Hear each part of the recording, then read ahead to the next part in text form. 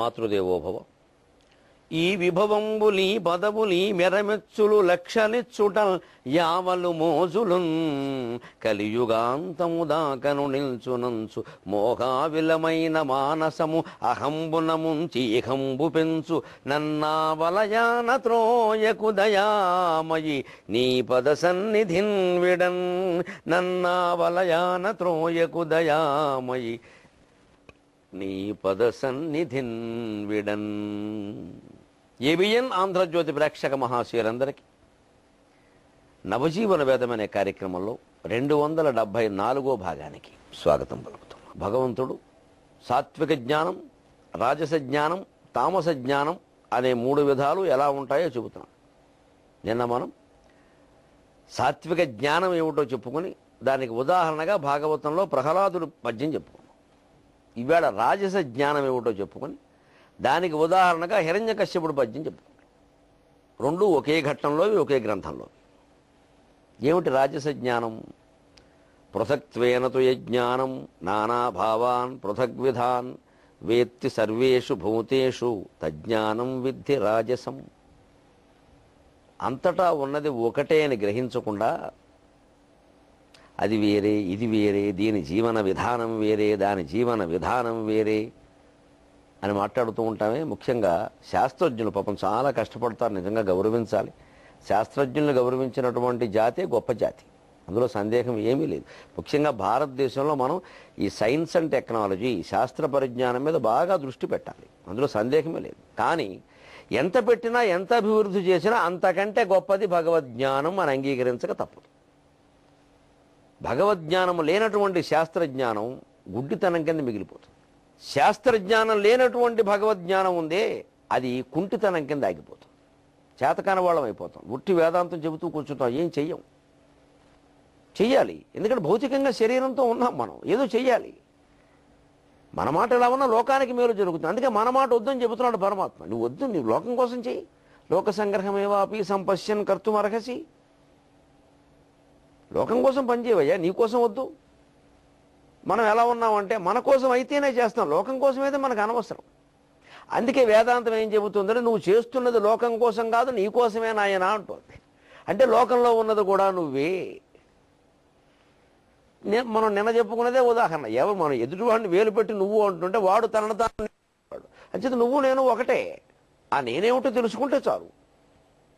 చాలామంది యువకులు కొంతమంది నన్ను ప్రశ్నిస్తున్నారు, ఏమండి ఏదో రకరకాలు చదువుతుంటే వింటుంటే కొంచెం అయోమయంగా ఉందండి, దేవుడు ఉన్నాడు అనే విషయం నిరూపణ ఎలా? నిరూపణ అంటే ఏమిటి? కోర్టులో సాక్ష్యాలు చూపించాలా? నిరూపణ అంటే ఏమిటి? కోర్టులో చూపించే సాక్ష్యాలన్నీ నిజమా? అందులో చాలా రకాలైన న్యాయమూర్తులు కూడా తెలుసు, తప్పనిసరి తీర్పులు ఇస్తున్నారు. ఏం చేస్తారు వారు మాత్రం? కానీ దేవుడు విషయం వదిలేయండి. నేను యువతరం మనశ్శాంతిగా ఉండడం కోసం చెబుతున్నా. దేవుడు ఉన్నాడా లేడా ఇలాంటి ఆలోచన అసలు వదిలేయండి. ఆ విషయాన్ని నువ్వు ఉన్నావా లేదా తెలుస్తుందిగా, నువ్వు ఉన్నావని నేను ఎవరైనా ఆలోచించి చాలు, దేవుడు దొరుకుతాడు. దానికి ఎవరు అభ్యాసం ఏమో కల అహంభావం. నేను అంటున్నాం కదా, అహం ఉంది కదా, దాన్ని గమనించు అంతే. పరువెత్తును తరువెత్తువాకిని అకంభావం, సాగర ఘోష కావ్యంలో పద్యం.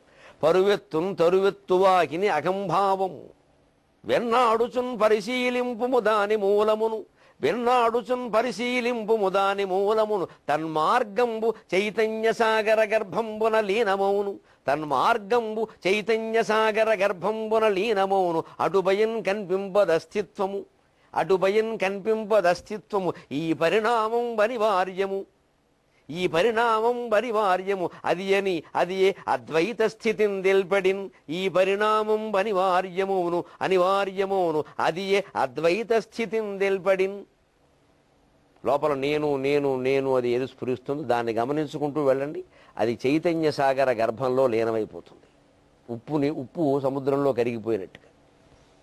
అప్పుడు ఈ నేను అని విడిగా ఉందే ఏదో మనం పేరెట్టుకుని, ఊరెట్టుకుని, కులం పెట్టుకుని, మతం పెట్టుకుని, అన్నింటినీ మించి ఓహో ఇవన్నీ ఈ జేబుకో బెళ్ళ పెట్టుకుని అన్నింటికి మించి తల దగ్గర దీపం పెట్టుకున్నాం. ఆ విషయం మర్చిపోయాం. చివరికి మిగిలేదు తల దగ్గర దీపమే. అది ముందే పెట్టాడు దేవుడు, ఎప్పుడు పోతాము అది గమనించకుండా ఇవన్నీ పెట్టుకున్నాం మనం. కులాలు, మతాలు, ప్రాంతాలు, పుంస్త్వాలు, స్త్రీత్వాలు, వర్గాలు, భేదాలు, ఓ కొట్టుకుపోతున్నాం. అస్తిత్వవాదం అస్తిత్వవాదం అస్తిత్వవాదం. సాహిత్యం అంతా కుళ్ళిపోయింది ఈ అస్తిత్వవాదంతో. చదవలేకపోతున్నాం పత్రికలు. ఈ కొట్టుకు చావడమే. మాకు గుర్తింపు మాకు గుర్తింపు మాకు గుర్తింపు మాకు గుర్తింపు. ఆ గుర్తింపు గురించి ఏమిటో తెలుసుకోమని చెబుతోంది వేదాంతం. ఎవరు అస్తిత్వం? ఇవాళ ఏదో ఈ ఒక కులంలో నువ్వు పుట్టుండొచ్చు, ఆ కులం నీదా. ఆ కులంలో ఈయనకు పెద్ద ప్లేస్ ఇచ్చామనుకోండి, మిగిలిన వాళ్ళు ఎవరిని పట్టించుకోడు. ఇంకా చాలామంది నాయకులు అంతే, కులాల కోసం మంత్రి పదవులు తీసుకుంటారు కులం పేరు చెప్పి, తర్వాత కులం వాళ్ళకి ఏం చెయ్యరు. కానీ వాళ్ళ అమ్మాయిని మా కులంలో మామూలు వాడికి ఏమన్నా ఇవ్వడం, మళ్ళీ తన స్థాయి మనిషికి ఇస్తాడు. మరి ఏమైందండి? అదే ఇదివరకు ఎవరన్నా అగ్రవర్ణాల వారు ఉంటే వారు వచ్చి మన పిల్లలను చేసేసుకోవాలి. అక్కడ కులభేదాలు ఉండకూడదు. మరి మన కులంలో మనమే బలహీన వర్గంలో మనం పైకి రాగానే మన పిల్లల్ని మనకంటే కింది వాడికి ఇవ్వం మనం. అక్కడ ఆర్థికమైన స్థితి చూస్తారు. మరి వారు చూడరా? వారు కాస్త పరువు కోసం వారు పాకులాడరా? ఈ భావన అందరిలోనూ ఉంది. ఇది పోవాలి అంటే ముందు శరీరము నేను కాదు, శరీరమే మనం కానప్పుడు శరీరంతో వచ్చినటువంటి కులాలు మతాలు ప్రాంతాలు పూత్వాలు స్త్రీత్వాలు అందాలు వికారాలు ఏవి మనవి కావు. వీటన్నిటికీ కేవలం మనం ధర్మకర్తలం. అది కూడా ధర్మకర్త. ఆస్తికి యజమాననే అర్థం కాదు, ధర్మమును చేయువాడు. ధర్మకర్త అంటే అర్థం అది. నీ ధర్మం నువ్వు చేయడానికి శరీరానికి ఇన్ని ఏర్పడ్డాయి. ఇవన్నీ ఎందుకు వచ్చాయి అంటే అనేక రకాల కర్మలు నువ్వు చేసుకుని వాటి ఫలితంగా కొన్ని మంచి ఉండొచ్చు, కొన్ని చెడ్డ ఉండొచ్చు, కొన్ని సుఖాలు ఉండొచ్చు, కొన్ని దుఃఖాలు ఉండొచ్చు. వాటి ఫలితంగానే ఆస్తులు అప్పులు అన్నీ ఏర్పడ్డాయి. వాటిని ధర్మకర్తగా ఉండి నిర్వహణ చేసేసుకుంటే ఈ జన్మతో వదిలిపోతున్న శనగలు తింటాం, చేతులు కడుక్కుంటాం. అలా కాకుండా పృథక్త్వేనతు యజ్ఞానం. శాస్త్రవేత్తలు చాలా కష్టపడి పాపం బల్లి అందులో 16 రకాలు, కప్ప అందులో 1000 రకాలు కనిపెడతారండి. ఇదే పృథక్త్వేనతు యజ్ఞ. అజ్ఞానం కాదు, యజ్ఞానం. అదొక జ్ఞానమే. ఎన్ని రకాల కనిపెట్టినా అన్నిటినీ కప్పలో భాగాలను గుర్తించావా లేదా? కప్పలో 1000 భాగాలు ఉన్నప్పుడు అనంతమైన పరమాత్మ శక్తిలో ఎన్ని భాగాలు ఉంటాయి? ఈ భావన రావాలి.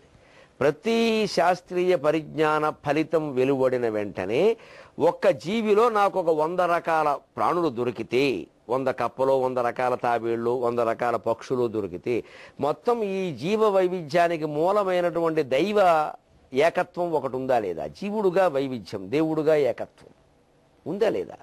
ఈ ఆలోచన రావాలి. లేదా పృథక్త్వేనా? ఎందుకని నానాభావాన్ పృథక్ విధాన్, అనేక రకాలండి. నానాభావాన్ పృథక్ విధాన్, వేరువేరండి. సరిగ్గా మనుషుల్లో మీరు గమనించండి, కప్పలు గాడిదలు మనకెందుకు? మనుషుల్లో ఇప్పటికి కూడా ఇంత ఆధునిక సమాజంలో కూడా కులాన్ని బట్టే మనం ఆలోచిస్తున్నామా లేదు? ఆ కులం వాళ్ళందరూ అంతేనండి. పోనీ నేను చూశాను, మా కులంలో కూడా చూశాను. మొన్న మాట మాట్లాడుకుందాం. ఒక శాఖని, కొన్ని శాఖల్ని విమర్శిస్తారండి. ఈ శాఖ వాళ్ళు ఆ శాఖని, ఆ శాఖ వాళ్ళు ఈ శాఖ, ఆ శాఖ వాళ్ళు అందరూ అంతే, వాళ్ళ బుద్ధులు మారు. వీళ్ళేదో పతివ్రత శిరోమణి ఇక్కడ, మళ్ళీ వీళ్ళ గురించి వాళ్ళు అలాగే అంటారు.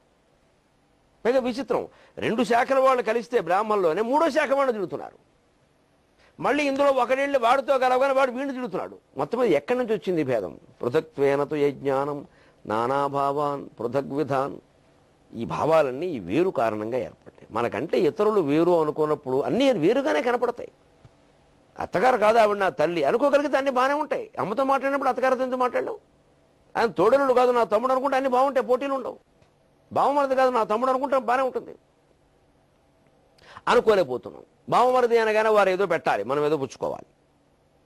అదే తమ్ముడు అనగానే మనం పెట్టాలి, వారు పుచ్చుకోవాలి. బావమరిదిని కూడా తమ్ముడు అనుకుంటే ఈ భావం లేదు. అబ్బాయి మన తమ్ముడిని కూడా బావమరిది అనుకునే రకం, వారి దగ్గర కూడా పుచ్చుకోవడానికి. ఇవన్నీ ఎలా ఏర్పడ్డాయి? భగవంతుడు చెప్పిందే పృథక్త్వేనతు యజ్ఞానం. ఇది యజ్ఞానం కాదయ్యా, అజ్ఞానం అయ్యా. వేరు వేరు అనుకుంటే అన్ని వేరేనయ్యా. నానాభావాన్, అనేక రకాల భావాలు వస్తాయ్యా. పృథక్ విధాన్, అవి వేరు విధాలుగా ఉంటాయ్యా. ఒక భావం నుంచి మరీ 100 భావాలు పుడుతూ ఉంటాయి. 100 భావాలు వికసించని 100 పుష్పాలు వికసించని 1000 భావాలు వర్ధలని అన్నట్టుగా పూల తోటలో పువ్వులు లాంటివి అమ్మాయి ఇవన్నీ అంతకంటే వాటిని అలా తీసుకో చాలు. కుళ్ళిపోకండి. పూలు ఏం చేస్తాం? చూస్తాం, ఆనందిస్తాం. మహా కాస్త ఏదైనా ఉంటే తలలో పెట్టుకుంటాం, లేదు దేవుడి దగ్గర పెడతాం, అంతేగా నలిపేయం కదా. ఈ భావాలు కూడా అంతే. భగవదర్పణం చేయండి, లేదు దండం పెట్టుకోండి. అసలు తోట భగవంతుడే, కొయ్యక్కల్లా అక్కడ దండం పెట్టుకోండి చాలు. అక్కడ కూర్చోండి, వెళ్ళి కుర్చీ వేసుకుని ఏ పువ్వులను ముట్టుకోకుండా. అసలు ఎంత ఆనందంగా ఉందో. అది కదంబ వనవాసిని, అక్కడ అమ్మవారు ఉంది. ఇది నేర్చుకుంటే అయిపోయాయి. పువ్వులు దేవుడి దగ్గర పెట్టి పూజ చేయడం మొదలుపెట్టి, ఈ పువ్వులు ఈ దేవుడికి ఇష్టం, ఈ దేవుడికి అవి ఇష్టం లేదు, ఈ దేవుడికి ఇది ఇవ్వాలి, ఆ దేవుడికి ఇది ఇవ్వాలి. ఇంక అక్కడి నుంచి మళ్ళీ మొదలుపెట్టి చింత చెట్టులో చెరుకు రసం పోయి, రావి చెట్టులో రంగు నీళ్లు పోయి, ఈ చెట్టుకో నీళ్లు చెట్టుకో రసాలు ఉంటాయి అజ్ఞానాలు. కానీ ఇది చేస్తే అదవుతుంది, అది చేస్తే ఇది అవుతుంది. ఇది వద్దు అని చెబుతున్నాడు ఆయన భగవద్గీత. మళ్ళీ ఈ జనాన్ని మాయలో పడేసే వాళ్ళందరూ కృష్ణుడిని భగవద్గీతను ఉదాహరిస్తారు. నాకు ఆశ్చర్యంగా ఉంటుంది. ఆయన చెప్పింది చెప్పరు. అసలు ఆ సంస్కృత జ్ఞానం ఉన్నవాళ్ళే తక్కువ, ఉన్నవాళ్ళు మార్చేస్తారు, తాత్పర్యాలు మార్చేస్తారు. ఇది గమనించడం. పృథక్త్వేనతో జ్ఞానం నానాభావాన్ పృథక్ విధానం వేత్తి సర్వేషు భూతేషు. అన్ని జీవులలోనూ ఉన్నది ఒకటైతే నువ్వు వేరువేరుగా ఎలా తెలుసుకుంటున్నావు? అందువల్ల తజ్ఞానం విద్ధి రాజసం. అదే రజోగుణ జ్ఞానం. దీన్ని హిరణ్యకశ్యపుడు పద్యం ద్వారా చాలా స్పష్టంగా చెప్పుకుందాం. హిరణ్యకశ్యపుడు తపస్సు చేశాడు, చాలా భయంకరంగా చేశాడు. ఆ తపస్సులో ఉన్నప్పుడు పంచభూతాల్ని గడగళ్ళాడించాడు. పోతన గారి పద్యం ఉంది అక్కడ.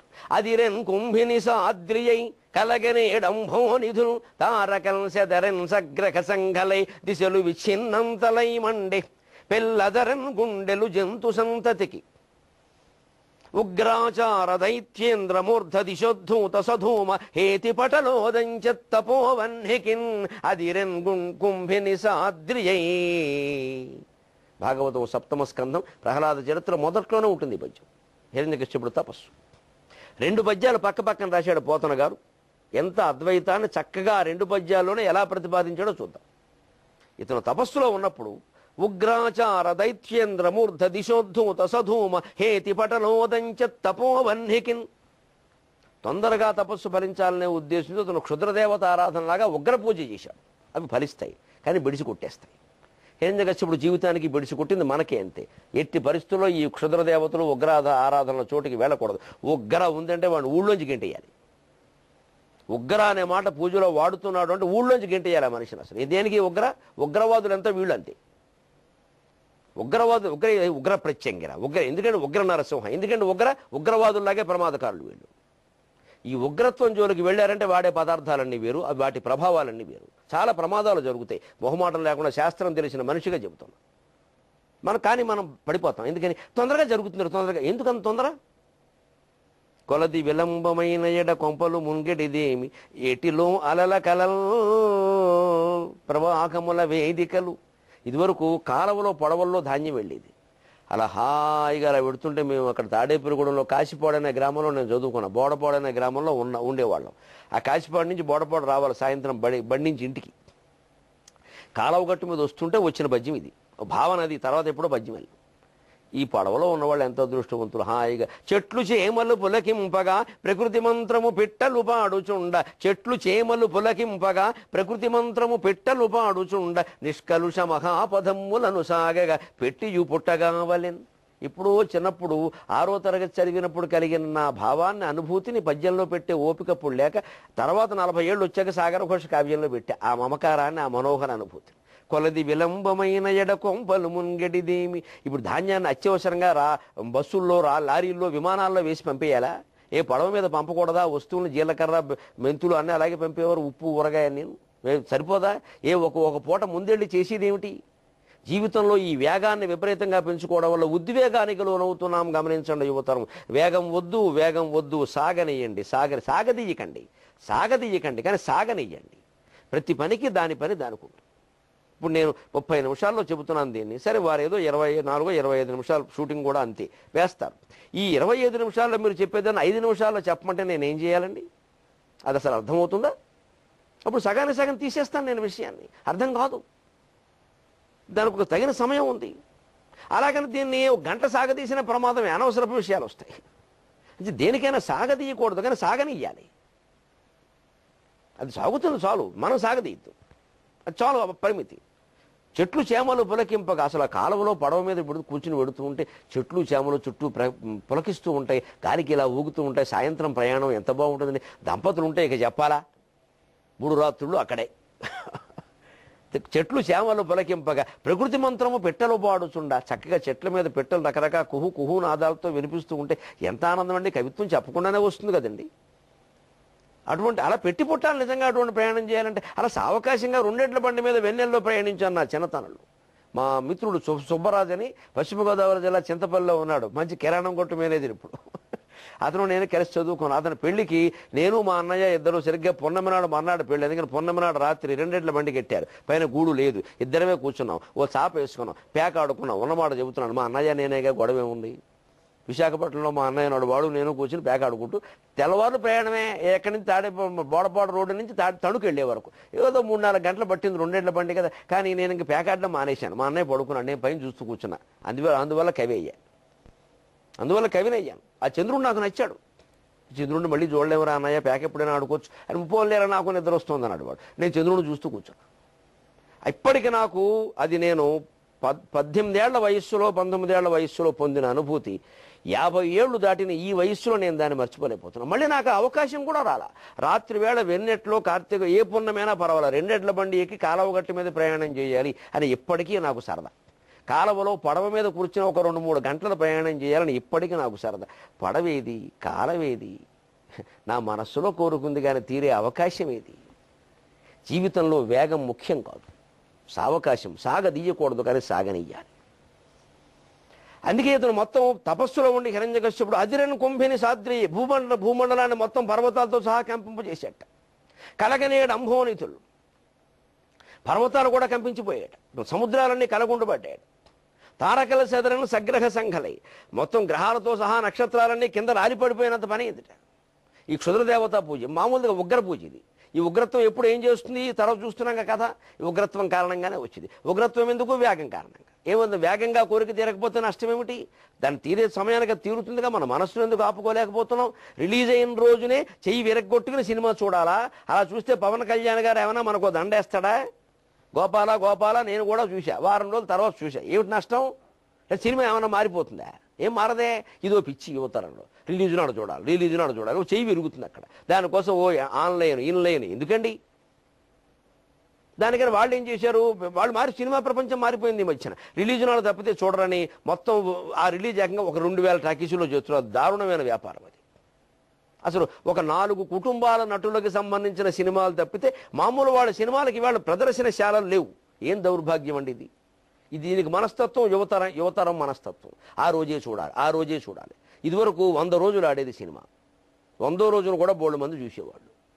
ఈ సావకాశంగా చేయడం అనేది లేకపోవడం వల్ల జీవితాన్ని మనమే సంక్షోభంలోకి నెట్టేసుకున్నాం. వేగంగా చేసే పనులు కొన్ని ఉంటాయి. అన్నిట్లోనూ వేగం అంటే అలాగా అతివేగం పనికిరావని కొన్నింటిలో వేగం పనికిరాదు. అసలు ఎందుకు వచ్చిన గొడవ? సావకాశంగా హాయిగా ఆస్వాదించవలసిన దాన్ని వేగంగా చేయడం దరిద్రం. అలా చేసుకుని జీవితం అంతా బాగుంటుంది. ఈ వేగం కోసం చూసాడు. ఏమైంది? పంచభూతాలని గడగడలారించిన హిరణ్యకశ్యపుడు బయటపడ్డాక చూడండి, బ్రహ్మదేవుడు వచ్చాడు, వరం కోరేట. ఏమిట్ట? గాలిన్ ధూళిని, వీడి ఇల్లు బంగారం కదా, గాలిన్ ధూళిని అగ్నిని అంబువుల ఆకాశస్థలిన్ దిక్కులన్ రేలన్ ఘస్రములన్ తమ ప్రభల భూరిగ్రాహ రక్షో మృగ వ్యాళాది చనరాది జంతు కలహ వ్యాప్తిన్ సమస్తాస్త్ర శస్త్రాళిన్ మృత్యువులేని జీవనము లోకాధీశ ఇప్పింపవే. ఏకత్వ భావనలో ఉండి తపస్సు చేసినప్పుడు పంచభూతాలని దిశలన్నిటినీ అన్ని జీవుల గుండెలని దడదడలాడించగలిగాడు. తపశ్శక్తి గొప్పతనం అది. ఉగ్రాచారం పక్కనట్టండి, సాత్వికంగా కూడా చేయొచ్చు కదా. వశిష్ఠాది మహర్షులు సాత్వికంగానే చేశారు కదా, చేయొచ్చు. అలా చేయగలిగిన వాడు దాని నుంచి బయటికి రాగానే బ్రహ్మదేవుడిని ఏం కోరుతున్నాడంటే, వీడు పిచ్చాడో మంచాడో తెలియదు, గాలి చేత నేను చావకూడదు, కుంభిని భూమి మీద నేను చావకూడదు, అగ్నిలో చావకూడదు, నీళ్లల్లో చావకూడదు, ఆకాశంలో చావకూడదు, దిక్కులను మళ్ళీ ఈ దిక్కులు ఎన్ని దిక్కులు మళ్ళీ అన్ని దిక్కులు చెప్పాలి, 18 చెప్పలేదు కానీ. రేలన్ రాత్రి చావకూడదు, ఘస్రములన్ పగలు చావకూడదు, తమహ చీకట్లో చావకూడదు, ప్రభల వెలుగులో చావకూడదు. వీడి మాటలు బంగారంగాను. రాత్రి పగలు అంటే వెలుతురు చీకటి కాదండి. వాళ్ళ అనుమానం వచ్చింది, ఒకవేళ పగలు వెలుగు లేకుండా చేసి దుప్పటి ముసిగేసి చంపేస్తారేమో, అందుకని చీకట్లో. అలాగంటే దుప్పట్లో కూడా చావకూడదు, నువ్వు వరం పెట్టుకోవాలి. మరి రాత్రి అంటే చీకటి సరిపోలేదేమో, రాత్రి ఫ్లడ్ లైట్లు వేసి వెలుతురులో చంపేస్తారేమో, అందుకని చీకట్లో అని కూడా అందాం, వెలుగులో కూడా అందాం. ఇక అర్థం లేదు, ఎన్నో అంటున్నాడు. పైగా ఆ వాడిన సమాసం చూడండి, గ్రాహ రక్షో మృగ వ్యాళ ఆదిత్య నరాది జంతు కలహ వ్యాప్తి. ఎక్కడ సమాసంలో ఒకదానికి పక్క పదానికి పోలిక లేదు. గ్రాహ మొసళ్ళు, రక్షో రాక్షసు. మొసలి పక్కన రాక్షసులు ఏమిటండి? మొసలి పక్కన ఏనుగో నీటి గుర్రమో ఏదైనా చేపో రావాలి, నీటి జంతువులు. రాక్షసుడు ఏమిటి? పోనీ రాక్షసుడు వస్తే పక్కన దేవతలు రావాలి కదా, ద్వంద్వ సమాసం. గ్రాహ రక్షో మృగ, రాక్షసుడు పక్కన మృగం ఏమిటండి? పోనీ మృగం వస్తే మృగాలు ఇంకేమైనా రావాలి కదా, రాకుండా వ్యాళ, మళ్ళీ ఏనుగు ఏమిటండి? పోనీ ఏనుగు వచ్చినప్పుడు మరి ఇంకో పీనుగు ఏదైనా రావాలి కదా, లేదా వ్యాళం అంటే పాము అనుకుందాం, పాము వస్తే గరుత్మంతుడు రావాలి కదా. గ్రాహ రక్షో మృగ వ్యాళ ఆదిత్య, పాము పక్కనే సూర్యుడు ఏమిటండి? ఏనుగు పక్కన సూర్యుడు ఏమిటండి? పొంతన లేదు పదాలు. వీడి ఈ సమాసం ఎందుకు వాడారు పోతన గారు? పోతన గారికి సమాసాలు వాడడం చేత కదా. పూర్వం పద్యంలో ఎలా వాడాడు? కరడ్ అగ్నిం దిశలన్ పగళ్ళ నిశలన్ ఖద్యోత చంద్రాత్మలన్, అగ్నిం దిశలన్ పగళ్ళ నిశలన్ ఖద్యోత చంద్రాత్మలన్ అని ద్వంద్వ సమాసాలు ఎందుకు వాడుకుంటూ వెళ్ళాడు? ఆ ద్వంద్వ సమాసాలు ఇక్కడ ఎందుకు వాడలేవో, ద్వంద్వ సమాసం ఎందుకు వాడాడు ఇక్కడ? వీడు బుద్ధికి తగిన సమాసం ఇది, పోతన గారికి చేతగా కాదు. వీడు బుద్ధికి తగిన సమాసం. వీడు దేనికి భయపడుతున్నాడో తెలియదు, అలా చూస్తున్నాడు. అబ్బో ఆ స్తంభం అంటే భయంగా ఉంది, దానివల్ల సావద్దు. ఇటు చూశాడు, ఓ కుక్క అంటే భయంగా ఉంది, దానివల్ల సావద్దు. అక్కడ ఏదో కనపడుతుంది చీకటి వల్ల సావద్దు. ఇక్కడ ఎవరో అమ్మాయి కనపడుతుంది, అమ్మాయి వల్ల సావద్దు. అక్కడ ఎవరో అబ్బాయి వల్ల సావద్దు. అక్కడ ఏదో చీమ కనపడింది, దానివల్ల చేరుస్తుంటే ఈ పట్టికి అర్థం లేదు. ఇంకా అంచేది నీ మనసులో భయం మొదలైందంటే ప్రతిదీ భయమే, ప్రతి క్షణం భయమే, ప్రతి జన్మ భయమే మిత్రమా. భయాన్ని పారద్రోడు, భయాన్ని మించిన పాపం లేదు, వివేకానందుని మాట. మనం చేస్తున్న మహాపాపాల్లో గొప్ప పాపం ఏదైనా ఉంటే భయపడ్డమే. అశాశ్వతమైన జీవితం రేపొద్దున ఏమవుతుందో తెలియదు. పెషావర్ స్కూల్లో మనం ఉన్నా, పేలిపోయిన విమానాల్లో మనం ఉన్నా, సముద్రంలో మునిగిపోయిన విమానాల్లో మనం ఉన్నా, కులు మనాలి విద్యార్థుల్లో మనం ఉన్నా ఉండేవాళ్ళమండి? రేపొద్దున మనకి జరగదండి? గాలిన్ కుంభిని అగ్నినంబువలనాకాశస్థలిన్ దిక్కులన్ రేలన్ ఖస్రములన్ తమః ప్రబల భూరిగ్రాక రక్షో మృగవ్యాళాదిత్య నరాది జంతుకలహ వ్యాప్తిన్ సమస్తాస్త్రశస్త్రాళిన్ మృత్యువులేని జీవనము లోకాధీశ ఇప్పింపవే. ఎంత వీడు మంచాడో చెడ్డాడో పిచ్చాడో తెలివైన వాడో తెలియని వారి మీద. గ్రాక మొసళ్ళు, రక్షో రాక్షసులు, మృగాలు, వ్యాళ పాములు, వెంటనే ఆదిత్య సూర్యుడు రాగానే చంద్రుడు రావద్దా? ఖద్యోత చంద్రాత్మలను అక్కడ వాడేడిగా పోతున్న గారు ఇక్కడ ఆదిత్యుల తర్వాత చంద్రుడు అయినట్ల. ఆదిత్యుల తర్వాత వీడికి చంద్రుడు దోచరా, నారా. సూర్యుడు తర్వాత నరుడు దోచరం ఏంటండి? నారా. ఇంకా ఆది, మళ్ళీ ఇంకా ఏమైనా ఉంటారేమో అని మొదలైన. అప్పటికైనా అయిందా వరం? జంతు, మళ్ళీ నరులు అన్నాం, జంతువులు అనకపోతే ఏమిటి? ఎన్ని అయితే సరిపోతాయి? పైగా కలహ, అసలు ఏ యుద్ధంలోనూ, అసలు యుద్ధం లేకుండా మనిషి ఎలా చనిపోతాడు? ఏమో గుండెపోటు వస్తుందేమో. అనేక రకాల అనుమానం పెనుపోతాం. ఇదే మనిషి తపస్సులో ఉంటే మూర్ధ దిశోద్ధూత సధూమఖేతి పటలోదంచత్తపోవన్నికే, ఆయన మూర్ధ భాగం నుంచి వెలువడినటువంటి కత్తుల్లాంటి అగ్ని జ్వాలల కాత్తో బ్రహ్మలోకాన చేతం గడగళ్లాడించాడా? పంచభూతాల్ని గడగళ్లాడించాడా? సముద్రాలు కలిసిపోయేలా చేశాడా? దిక్కులు కంపించేలా చేశాడా? భూమి వణికిపోయేలా చేశాడా? తపస్సు నుంచి భయపడగానే నేను గాలిలో చావద్దు, వీళ్ళలో చావద్దు, కాళ్ళలో చావద్దు, నీళ్ళలో చావద్దు, నింగిలో చావద్దు అని దీనుడే అడుగుతున్నాడా? మనం అందరం జీవితాల్లో భయపడ్డానికి కారణం తపస్సు మానేయడం. తపస్సు అంటే ఏమిటో తెలియకపోవడం. తపస్సుకి ప్రాథమిక స్వరూపం ధ్యానం, ధ్యానానికి ఇంకా ప్రాథమిక స్వరూపం నామస్మరణ. నిరంతరం మనస్సుని నమశివాయ నమశివాయ నమశివాయ అని కాస్త ఏకాగ్రం చేసే ప్రయత్నం చేస్తే ధ్యానం కుదురుతుంది. ఆ ధ్యానమే తపస్సుగా మారుతుంది. తపస్సులో ఉన్నంతకాలం మనని ఎవ్వడు ఏమీ చెయ్యలేడు. బయట పడ్డాము అంటే ప్రతిదీ మనని భయపడుతూనే ఉంటుంది. ఇదే పృథక్త్వేన తు యజ్ఞానం నానాభావాన్ పృథగ్విధాన్ వేత్తి సర్వేషు భూతేషు. అన్ని జీవులలోనూ అన్ని ఉన్నది ఒకటే అని కాకుండా వేరువేరుగా భావించడం మొదలు పెడితే ప్రతిదీ భయపడుతుంది. మరి ప్రహ్లాదుడికి ఎందుకు భయం లేదు? ఆయన ఏమనుకున్నారు? ఇదే పంచభూతాలు. ఇక్కడ చూడండి, ఆ పదాలు కూడా అదిరని కుంభిని సాద్రి, భూమి పర్వతాలతో సహా అదిరిందన్నాడు. ప్రహ్లాదుడి పద్యంలో ఏం వాడాడు? కరడంభం అతికలండు గాలి కరడ్ ఆకాశస్థలిన్ కుంభినిన్. కావాలన్నా ఇదే కుంభిని అక్కడ వాడాడు. మరి ఆ కుంభిని, ఏ కుంభిని హిరణ్యకశ్యపుడిని భయపెట్టిందో ఆ కుంభిని ప్రహ్లాదుడికి రక్షగా ఎందుకు మిగిలిందండి? ఈయన దాన్ని విశ్వంగా భావించాడు, ఆయన దాన్ని విష్ణువుగా భావించాడు. విశ్వం విష్ణువు. నువ్వు విశ్వంగా భావించినంతకాలం మనస్సు పరిపరి విధాల పోతుంది. విష్ణువుగా భావిస్తే ఒకే భావనతో ఉంటుంది. అందుకే శంకరాచార్య ఆంధ్ర విష్ణు సహస్ర భాష్యంలో విశ్వం అన్న శబ్దానికి 24 పేజీల వ్యాఖ్యానం రాశారు. విష్ణువు అనే శబ్దానికి ఒక 3 వాక్యాలు రాశారు, వదిలేశారు. ఓ పేజీ. ఎందుకని? విశ్వం అర్థమైతే అది విష్ణువు అని తెలిస్తే ఇంక వ్యాఖ్యానం ఏమిటి? కామః కామకృత్ కామః కామః కామఃప్రద ప్రభువు, క్రోధః క్రోధకృత్ కర్త. నేను క్రోధం కలిగించేదేనే, క్రోధాన్ని నివారించేదేనే, కోరిక అయినే, కోరిక కలిగించేదేనే, కోరికను తీర్చేదేనే, కోరిక లేకుండా చేసేదేనే, అంతా విష్ణువు అని చెప్పావు కదా, అది అర్థమైతే సరిపోయాయి. అర్థం కాలేదు కాబట్టి 998 నామాలు, లేకపోతే విశ్వం విష్ణువు చాలు. ఇది భిన్నత్వంలో ఏకత్వాన్ని అర్థం చేసుకునే విధానం ఇది. అది లేకపోతే ఒక్కసారి ఆ పద్యం ఈ పద్యం మనం చదువుకుంటే మొత్తం చరిత్ర అంతా అర్థమైపోయింది. పైగా ఈ వాడిన సమాసం ఎందుకింత గజిబిజిగా వాడాడు? భూరిగ్రాహ రక్షో మృగ వ్యాళాదిత్య నరాది జంతు కలహ వ్యాప్తిని ఊదానికి కూడా సంబంధం లేని పదాలు పడడం ఏంటంటే సమాసంలో. వాడి మనస్సు అంత అయోమయంగా ఉంది కాబట్టి సమాసం కూడా అయోమయంగానే ఉంది. తెలుగు కవులు ముఖ్యంగా పోతన్న అంత గొప్పవాడు. సమస్తాస్త్ర శస్త్రాళి ఇంత సమాసం వాడాక కూడా ఇంకా భయం తగ్గల. మళ్ళీను ఆయుధాల్లో కూడా భేదాలు ఉన్నాయి. శస్త్రం వేరు, అస్త్రం వేరు. ఎందుకంటే చేత్తో ప్రయోగించేదాన్ని, చేత్తో పట్టుకుని యుద్ధం చేసేదాన్ని శస్త్రం అంటారు, విసిరే ఆయుధాన్ని అస్త్రం అంటారు. అందుకే అణుబాంబులు విసురుతారు, పట్టుకుని యుద్ధం, అందుకే అణ్వస్త్రం అంటారు. అణు అస్త్రం, ఆగ్నేయాస్త్రం, వాయువ్యాస్త్రం, అవి పట్టుకుని పొడవరు, విసురుతారు, అందుకే అది అస్త్రం. శస్త్రం ఆపరేషన్ ఏమంటారు తెలుగులో? శస్త్రచికిత్స అంటారు. అంటే వైద్యుల వారు శస్త్రచికిత్స చేసేవారు ఇలా పట్టుకుని కోస్తారు, అంతేగాని కత్తి విసరరు. విసిరితే పేషెంట్ పోతాడు. అంటే దాని అస్త్రచికిత్స అన్నారు, శస్త్రచికిత్స అన్నారు. కానీ మరి ఆయుధాల్లో శస్త్రములు ఉన్నాయి, అస్త్రములు ఉన్నాయి. భార్యకి ఎప్పుడైనా కోపం వస్తే గెరట పట్టుకుని ఒకటి ఇస్తే శస్త్రచికిత్స, గెరట విసిరితే అస్త్రచికిత్స. అనుభవం లోదు కాదు, ఊరికే చెబుతున్నాను. అందుకని సమస్తాస్త్ర శస్త్రాళిన్ మృత్యువు లేని జీవనము లోకాధీశ ఇప్పింపవి. ఆ మృత్యువు లేని జీవనం ఇప్పించవయ్యా. ఎందుకంటే సరదాకి భార్య మాట చెబుతున్నా, ఎక్కడో అవధానం చేస్తుంటే మొన్న అడిగారు, బెంగుళూరులో అనుకుంటాను, మొన్న జనవరి నెల 4వ తారీఖు అక్కడ అవధానం చేసే బెంగుళూరులో అడిగారు, ఆలుగడ్డ అంటారేమిటండి, మొగుడుగడ్డ అనరేమిటి అన్నారు. ఆలంటే మరి భార్య కదా. ఆలుగడ్డ అంటారేమిటి, మొగుడుగడ్డ అనరేమిటి అన్నారు.